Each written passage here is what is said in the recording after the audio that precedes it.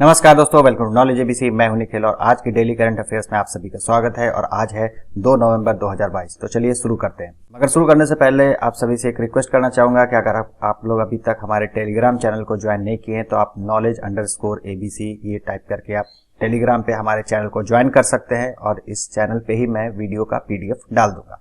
तो चलिए चलते हैं पहले क्वेश्चन की तरफ। तो पहला क्वेश्चन है, India's first hyperscale data centre is inaugurated at. तो इंडिया का पहला हाइपर स्केल डाटा सेंटर कहां पे इनॉग्रेट हुआ है? पहला ऑप्शन है आपका ग्रेटर नोएडा, दूसरा है न्यू दिल्ली, तीसरा है चंडीगढ़ या चौथा है फरीदाबाद। तो चलिए चलते हैं इसके सही आंसर की तरफ। तो इसका सही आंसर है ग्रेटर नोएडा में इंडिया का पहला हाइपर स्केल डाटा सेंटर का इनॉग्रेशन हुआ है।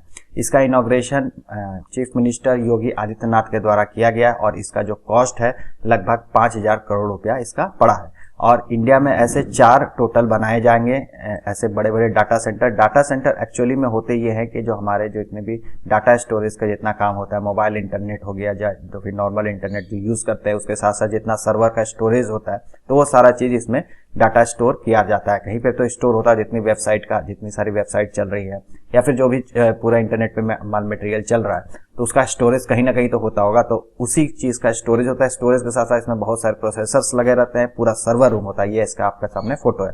और जो ग्रेटर नोएडा में जो सेंटर स्टैब्लिश किया गया है, इसका जो इनॉग्रेशन किया गया है, इसका जो नाम है वो योटा D1 के नाम से इसको जाना जाएगा।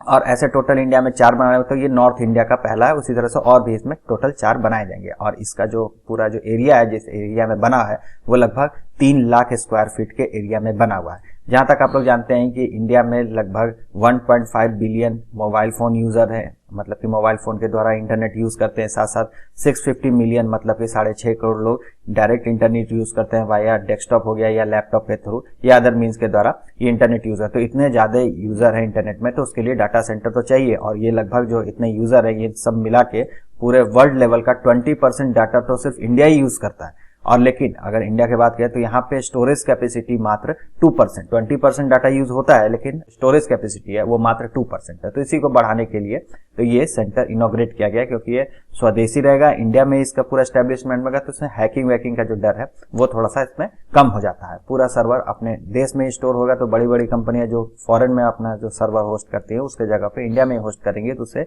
डाटा सिक्योरिटी, जो पर्सनल सिक्योरिटी है, प्राइवेसी होती है, वो सब थोड़ा इसमें बच जाएगा। चलते हैं नेक्स्ट क्वेश्चन की तरफ। Name the recently added tiger reserve of India. तो रिसेंटली में एक नया टाइगर रिजर्व इंडिया में ऐड किया गया है अपने लिस्ट में, तो उसका नाम बताइए। आपके ऑप्शंस है कामलांग, बोर, रानीपुर या फिर राजाजी। तो चलिए चलते हैं सही आंसर की तरफ। तो जो सही आंसर है option C, Ranipur tiger reserve recently add किया गया। 53rd टाइगर रिजर्व है इंडिया का।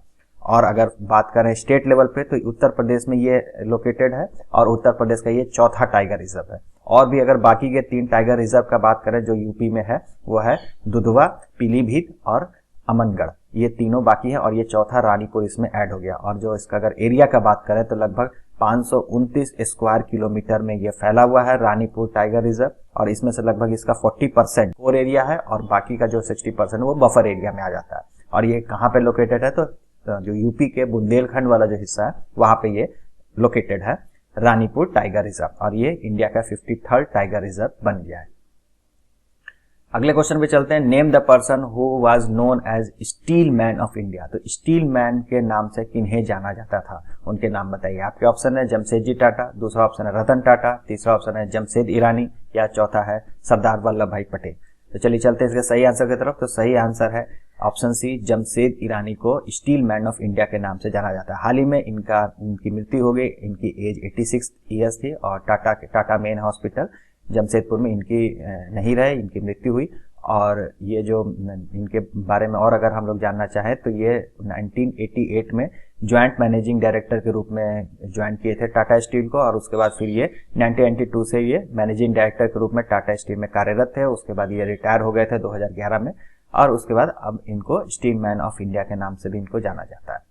चलिए चलते हैं नेक्स्ट क्वेश्चन की तरफ। तो नेक्स्ट क्वेश्चन है global TB report 2020 is publish by. तो ग्लोबल टीबी रिपोर्ट जो हर साल पब्लिश होती है, तो ये जो 2022 वाला जो रिपोर्ट है किसके द्वारा पब्लिश किया गया? WHO के द्वारा, FAO के द्वारा, फूड एंड एग्रीकल्चर ऑर्गेनाइजेशन, या ऑप्शन सी वर्ल्ड बैंक के द्वारा या यूनेस्को के द्वारा। तो चलिए चलते हैं इसके सही आंसर की तरफ। तो इसको जो वर्ल्ड ग्लोबल टीबी रिपोर्ट है ये 2022 ये WHO के द्वारा पब्लिश किया जाता है। और ये इसमें जो इस बार का जो रिपोर्ट आया है इसमें बताया गया कि कोविड-19 का क्या इम्पैक्ट हुआ टीबी पे, टीबी के ट्रीटमेंट, क्योंकि सारे मेडिकल जितने फैसिलिटीज है पूरे ऑल ओवर द वर्ल्ड सारे चीज का सारा का ध्यान अभी तो कोविड-19 पे चला गया था 2 साल से। तो इसके कारण टीबी पे क्या इसका इम्पैक्ट हुआ, इसके डायग्नोसिस पे क्या फर्क पड़ा, तो ये सब चीज इसमें बताया गया। और इस टीबी के कारण कितना बर्डन बढ़ गया है पूरे वर्ल्ड में इस डिजीज के कारण, तो ये सब चीजें इसमें डिस्कस की गई इस रिपोर्ट में।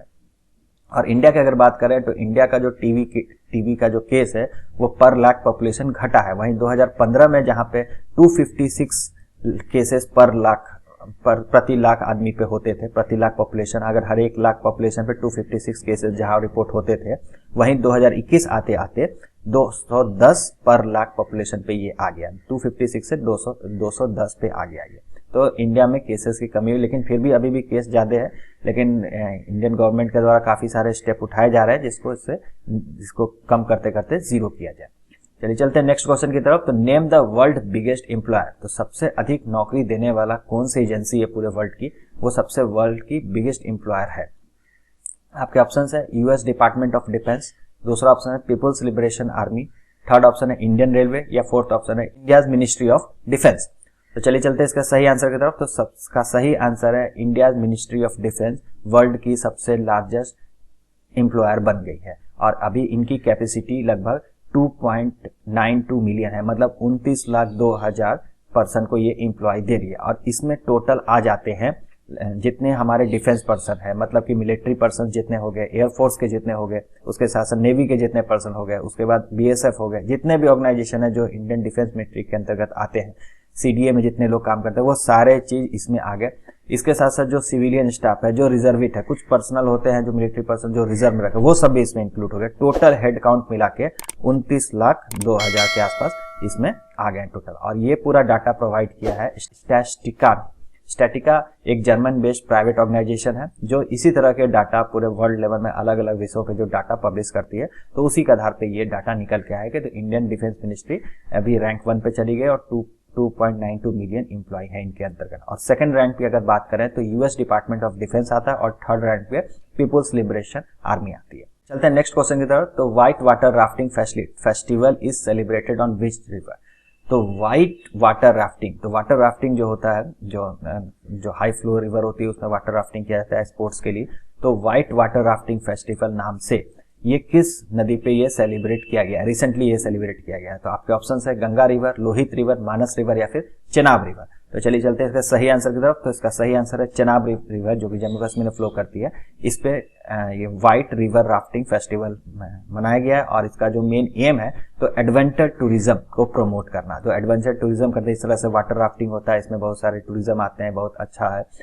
इसको प्रमोट करने के लिए यहाँ पे ये चीज फेस्टिवल ऑर्गेनाइज किया गया। और अभी तक देखा गया है कि लगभग 2000 पार्टिसिपेशन इस इवेंट में हुआ है। और भी ये जैसे जैसे जम्मू कश्मीर तो आप जानते ही हैं कि टूरिज्म के लिए बहुत ही स्कोप है, तो इसके लिए ये और भी इसमें फोर्ट डाला जा रहा है और इसको ज्यादा से ज्यादा फोर्ट बनाया जा रहा है कि यहाँ पे टूरिज्म और ज्यादा बढ़े। Thank you very much. Video आपको कैसा लगा, अच्छा लगा तो लाइक शेयर और सब्सक्राइब करना ना भूलें। और आप हमारे सोशल मीडिया अकाउंट से भी जुड़ सकते हैं। आप हमारे इंस्टाग्राम, फेसबुक और टेलीग्राम को भी फॉलो कर सकते हैं। सबका लिंक डिस्क्रिप्शन में दिया हुआ है। मिलते हैं अगले वीडियो में।